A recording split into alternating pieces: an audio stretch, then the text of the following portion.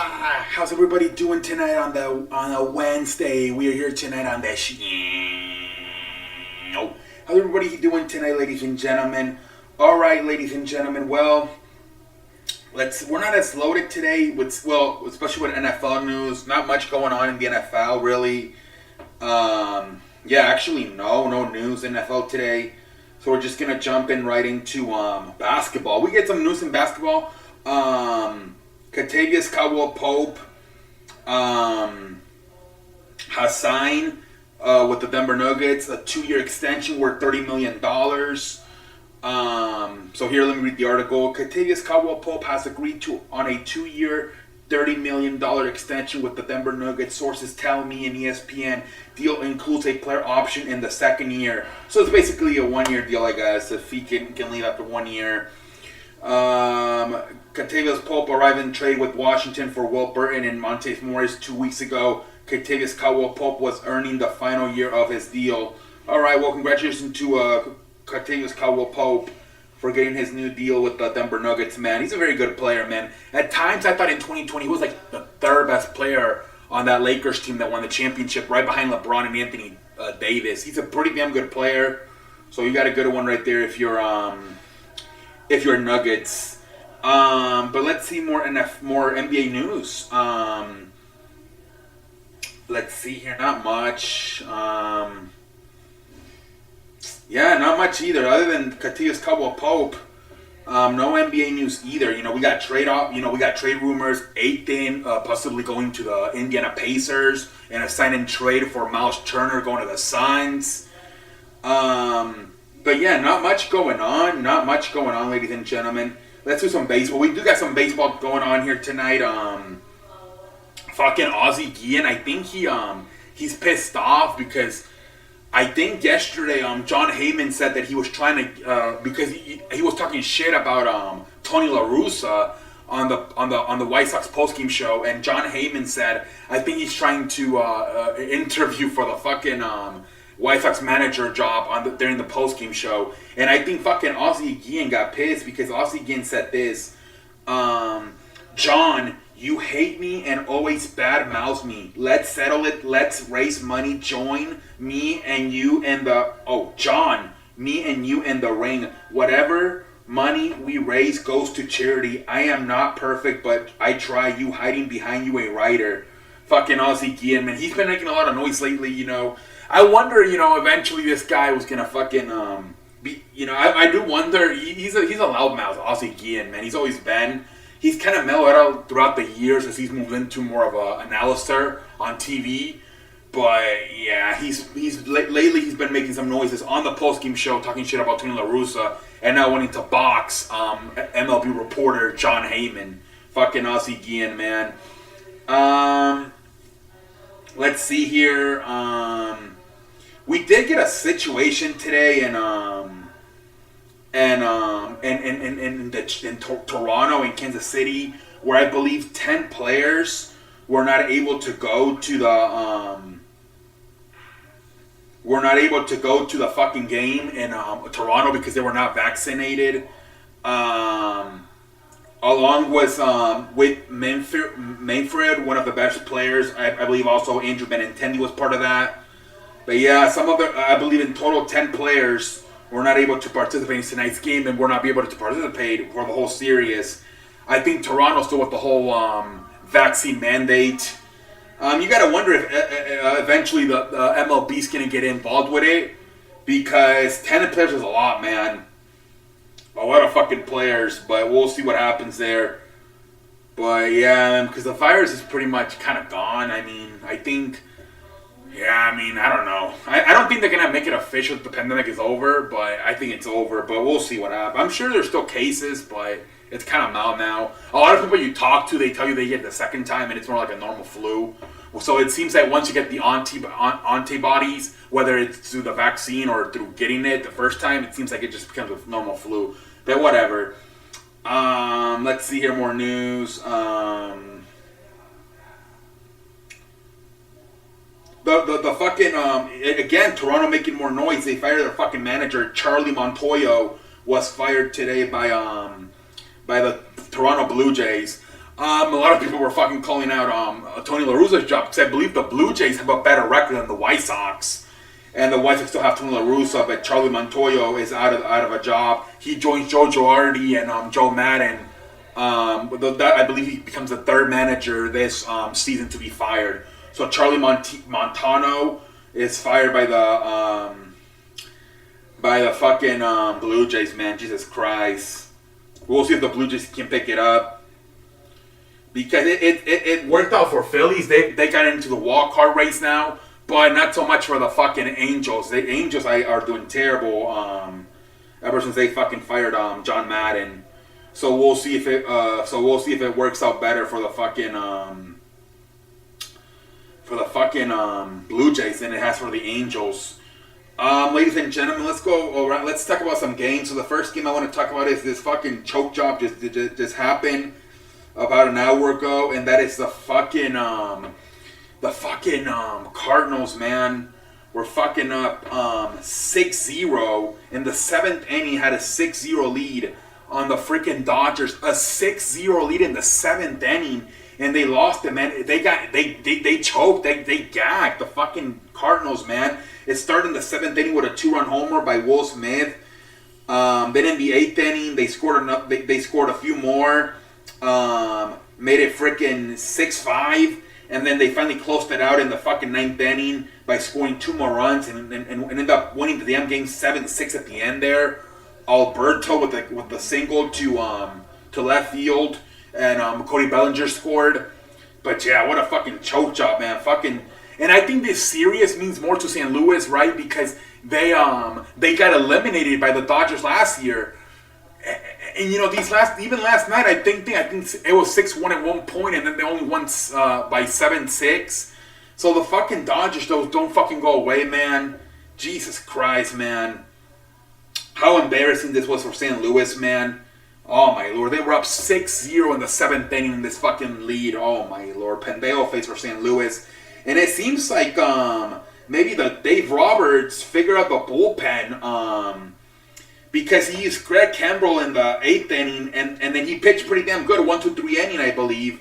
And then he brought in Evan Phillips to close it out in the 9th inning. And Evan Phillips, I believe, same thing, 1-2-3 inning for Evan Phillips. So maybe that's their new freaking, that's their new rotation, their bullpen. Instead, have Craig Kimbrell come in the 8th inning, and then have Evan Phillips close it out in the freaking 9th inning. It worked out fantastic for them tonight, man. Tony Gasolin survives. He doesn't lose his first game. He entered this game 11-0 on the season. He didn't pitch that well tonight. 5 innings. He gave up 5 runs. But at least he fucking didn't get the loss. But yeah, man, this is a terrible loss for St. Louis. The other game I do want to talk about is the Braves and the Mets. This game, yeah, same thing. The Mets ended up winning the series 2-3. The Mets, man, they were kind of folding off. They were kind of falling off a cliff, but they won 2 out of 3 in this series. But if you're a Braves fan, I don't panic too much because they did have Charlie Morton pitch tonight. And to me, Charlie Morton is kind of like, Jimmy Butler, Rajon Rondo, Eli Manning, Nick Foles. He's kind of like a playoff pitcher, right? A playoff player. He's not going to do that good in the regular season, so of course he didn't do that good tonight. 5 innings. 5 runs for Mr. Charlie Morton. Not a good outing for him. The freaking game at one point was 7-1 in the 7th inning. But yeah, Charlie Morton, man, where you really want him is in the playoffs. He's like a playoff player, not really a regular season player. But yeah, if you're the Mets, man, you're very satisfied with what you saw tonight, man. Especially a freaking guy like Francisco Lindor.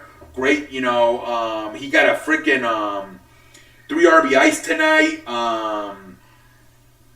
3 RBIs tonight for Francisco Lindor. He also hit a freaking home run in the 3rd inning, made it 4-0. So yeah, man, great win for the Mets. Not only today but the whole series. But we'll see what happens, man. I think they're 2.5 up, the Mets. But great way for the Mets to respond after because Atlanta's coming for them, man. I think at one point the Mets were up by 10 games. Now it's like 2 or 3 games. But great way here to respond and beating them 2 out of 3 times. But we'll see what happens, man. Let's go through the rest of the league and then we'll get into wrestling. The Rockies are beating the Padres 10-6 in the 8th inning. The Angels are beating the Astros 3-1 in the sixth inning. The White Sox beat the Guardians 2-1. The Mariners beat the Nationals 6-4. The Mets beat the Braves 7-3. The Twins beat the Brewers 4-1. The Royals beat the Tigers 5-2. The Giants beat the Diamondbacks 4-3. The Mariners beat the Nationals 2-1. The Marlins beat the Pirates 5-4. The Yankees beat the Reds 7-6. Jesus Christ, in extra innings. Blue Jays beat the Phillies 8-2. Rays beat the Red Sox 4-1. Dodgers beat the Cardinals 7-6. Orioles beat the Cubs 7-1. Orioles won't fucking stop losing. Orioles won't stop winning. The Rangers beat the Athletics 5-2. Some good MLB shit going on, ladies and gentlemen. Standings real quick. Let's see real quick. Yankees are up by 14 games in the AL East. Twins are up by 4 games in the AL Central. Astros are up by 11 games on the AL West. And then in the NL East, Mets are up by 2.5. Milwaukee Brewers are up by 2 on the Cardinals, and Dodgers are up by 8 on the Padres. Dodgers are starting to run away with that NL West. Wild card right now, the 3 teams are the Rays, Blue Jays, and Red Sox. Those would be the 3 teams in right now for the AL. For the NL, Braves, Padres, and Cardinals. Even though they're kind of falling, both of them, the Padres and the Cardinals, right now they're still ahead for the wild card. All right, ladies and gentlemen, let's get into wrestling here tonight on a Wednesday, and then we'll call it a night. Freaking the Great Khali, man. I guess somebody asked to take a picture in India, and he didn't want to, and the fan got mad, and he slapped him in the face. And they tried to put like a fence so he couldn't get out of his car, but he just got out of his car and fucking through the fence. I mean, this guy's like over 7 feet tall. But I don't know. Apparently they haven't pressed charges yet, but I guess they could if supposedly he slapped them and then he threw the fence.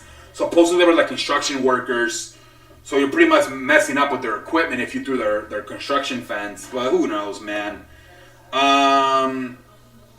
Natalya, more on it. It's been confirmed she did walk out on the match in Sacramento over the weekend with Liv Morgan and Ronda Rousey, the triple threat match. Apparently, she was not happy with the way the match went. But it's like a live event, no televised. You have to understand. You have to be a little bit more laid back if you're Natalya, knowing things are not going to be perfect when it's not televised. But it could be a build-up, right? Natalya, she's frustrated with everything going on right now. The way she's being bugged and shit. Like I said her last week, if I was Natalya, I would have left WWE. Right? But the problem with like wrestling is that unless you're Britt Baker, Jade Cargill, Becky Lynch, Charlotte Flair, Bianca Belair, man, it's just wrestling for women is not that great right now. So I don't even know where Natalya would go if she would leave WWE. AEW would probably even be worse for her. Look at fucking Ruby Soho, looking like a pendejo, while her friend, Liv Morgan, just won the Women's Champion in WWE. So if you're a woman, you're like, I'd rather just stay in WWE, man, because AEW, outside of Britt Baker and Jade Cargill, kind of sucks for a woman. They're saying that tag team champions are dropped. A lot of people, it's been 2 months since they've been vacated after Sasha and Naomi walked out. So they're saying there's no plans for them. Yeah, man, I think right outside of Doudrop and Nikki Ass, there's no tag teams for women right now. So a lot of people are thinking they're dropped. A lot of people think McMahon's numbers could be numbered because of the allegations. But at the same time, and I was telling this, I'm like, many people are saying that, outside of Netflix dropping his documentary, nobody's doing anything really. Like, the revenue is still pretty damn good. The sponsors are still sponsoring them. Nobody's, cutting ties with WWE, man. The TVs are still there, NBC, Fox, USA Network. And so as long as that continues, man, I think McMahon might still be there, man. It's not that easy to remove him. So I think, like I said, they would have to feel pressure from either the TV partners not wanting to work with them anymore, or sponsor no longer wanting to work with them, Or but yeah, man, as long as none of that happens, McMahon's probably not gonna get out.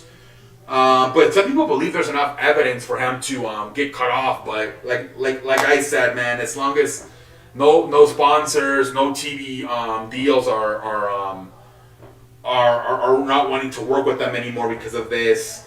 I don't see McMahon leaving, but we'll see what the hell happens, ladies and gentlemen. We'll see what the hell happens. But ladies and gentlemen, until next time, I'm out like a light. Thank you.